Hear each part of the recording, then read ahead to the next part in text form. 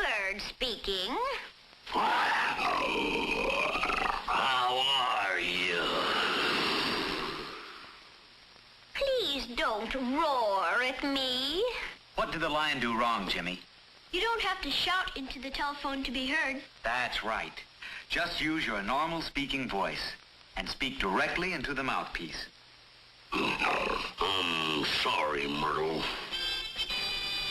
Presenting the impatient squirrel and the sleepy bear.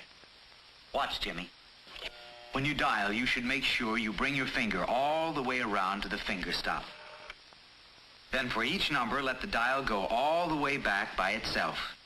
Each number, all the way. Then let go. See? Yes, sir.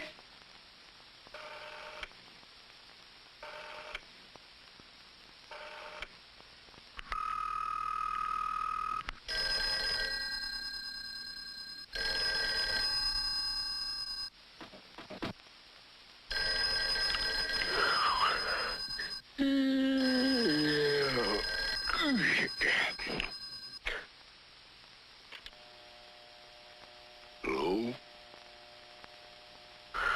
Hello?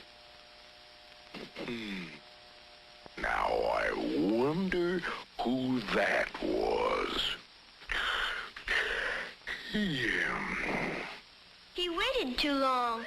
Right. He waited too long to answer. But if you're the person making the call, you should let the phone ring 8 to 10 times. See? Both of them are disappointed.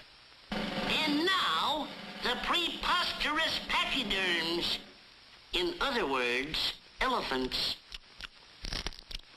So like I said, I wanted to invite you to a party. Smarty? Who are you calling a smarty? No, I said I'm giving a party at my house.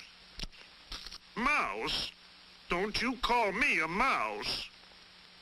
What is the matter, Jimmy? Hello? I know. It's important to speak clearly on the phone so the other person can understand what you're saying. Right again, Jimmy.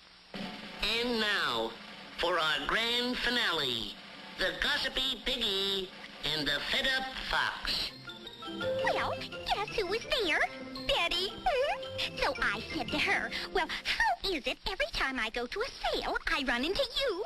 It's just the funniest thing. Oh. Excuse me, lady, but I've been waiting to make an important call for 25 minutes. But I simply must tell Irma about my new hat.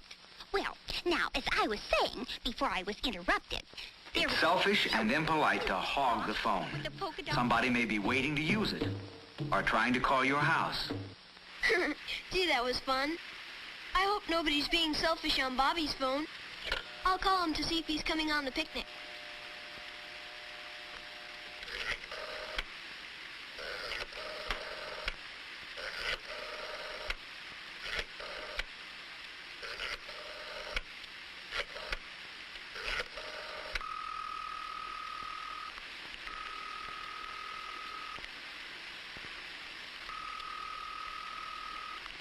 Telephone book is very helpful.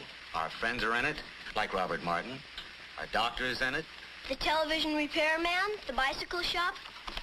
Then in this little book, I write down the numbers of people I call often. You should have one too, Jimmy. Saves a lot of time to keep the phone numbers of people you call often. Like your friend Bobby. Oh, yes. Hey, look, the sun's out. Now we can go on our picnic. Hooray! I'll try to call Bobby again. Well, tell him to meet us in front of the police station at 2:30. That way we can drop off the poster for Captain Adams. All right.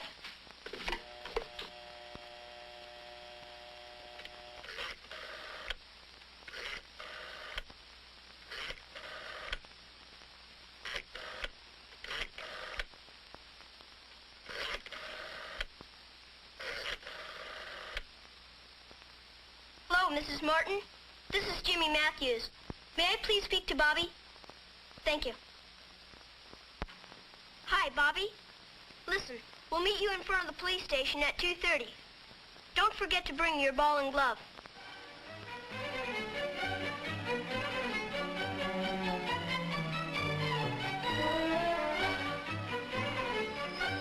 Hi, Tom. Hi there. Children, this is Captain Adams. Hello, Captain Adams. How are you today? Fine. I want to be a policeman when I grow up. She wants to be everything when she grows up. Here's the emergency poster you wanted. Thanks. I think Jimmy and Susie would like to know how valuable the telephone is in emergencies. Good. You come inside for a minute and I'll show you.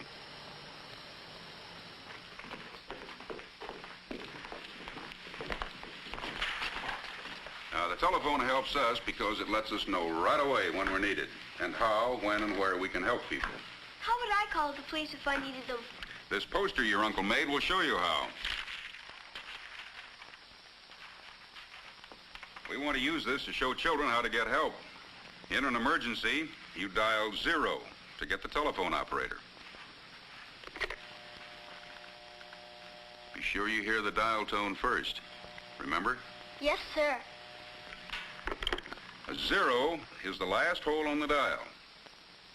Now see? Be sure you bring the dial all the way around to the stop.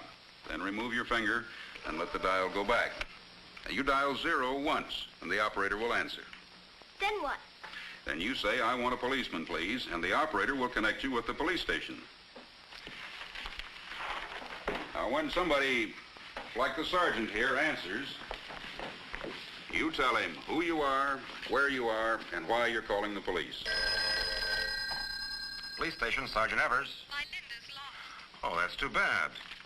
May I have your name and address, please? Mrs. Jane Hoskins. Mm-hmm. 42 Barton. And your phone number? 555-1029. How old is Linda? 5. 5. Yes. Where did you see her last? In our front yard. And how long has she been missing? Half hour. And what was she wearing? A sort of strawberry-themed dress and a yellow cotton sweater.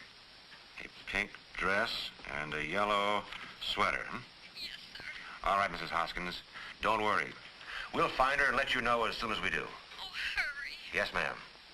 Goodbye. Thanks, Sergeant. Now, see how careful we are to write everything down? Pardon me. Yes, sir. Get out an all-points bulletin. 5-year-old girl lost. Linda Hoskins. Last seen on Elm Street. Here's a description. Sarge, this is Officer Jensen, 6th and Elm Street. That's what I'm calling you about. She was all alone, looking in a toy store window. Oh, sure, she's fine. Good work, Officer Jensen. We'll have a car over to pick her up right away. See how the telephone helps us do our job? Call Mrs. Hoskins and tell her we found her little girl.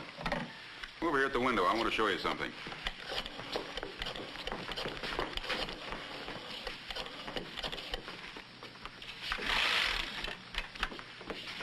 There it is, the telephone building. In many ways, it ties the community together. When you dial a number, this equipment inside the telephone building automatically connects you with the person you're calling, whether he's across the street or miles and miles away. Thousands and thousands of calls go through here every day. This is Riley's Dairy. We need 50 pounds of butter. 50 pounds of butter. And 1 crate of large eggs. We'll deliver it today. This is Mrs. Lee, Doctor. When can I bring Tommy in for his checkup? Let me see. How about Tuesday, 4 o'clock? That will be fine. My lady's garage, Joe speaking. This is Les Perkins. My produce truck's broken down. I don't know what's the matter. Well, where are you? Highway 26 near Maple Avenue. Okay, Les. I'll be right out. Lena's mother asked me to stay for lunch. May I? All right, Maria, but be home by 3 o'clock. I will. That shipment gone to Plainview yet? Not yet, Carl. We're loading it now. Good. Listen, Jess, they just called. They want 3 more cartons of soap. Okay, Carl. But telephone service wouldn't be complete without people to handle special calls and emergencies. Let's hear what the operators are saying. Mr. Hanson, please. Long distance calling. I'm sorry, the line is busy. I'll keep trying and call you. Mr. Marco? I'm ready on your call to Honolulu. I'll connect you with the fire department. On your call to Sunnyside, Mr. McCarthy will be back in an hour. Will you talk with anyone else? Thank you.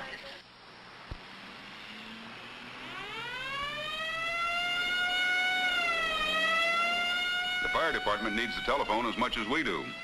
I'm sure of that. Well, thanks a lot, Captain. Not at all. Thank you bringing the poster. Have fun, everyone. Goodbye.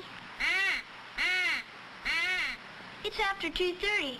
I wonder where Bobby is. I'm sure he'll be here soon.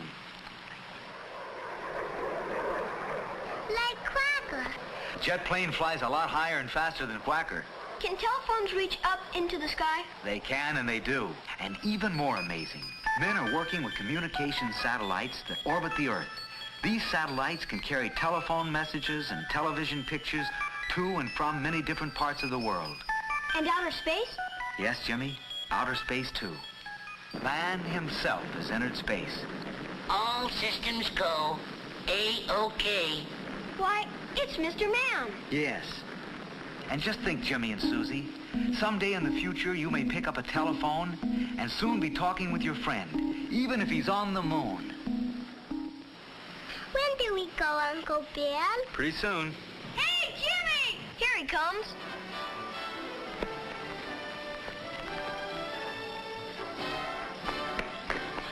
Sorry I'm late, Jimmy. I couldn't find my glove. That's okay, Bobby. Let's go.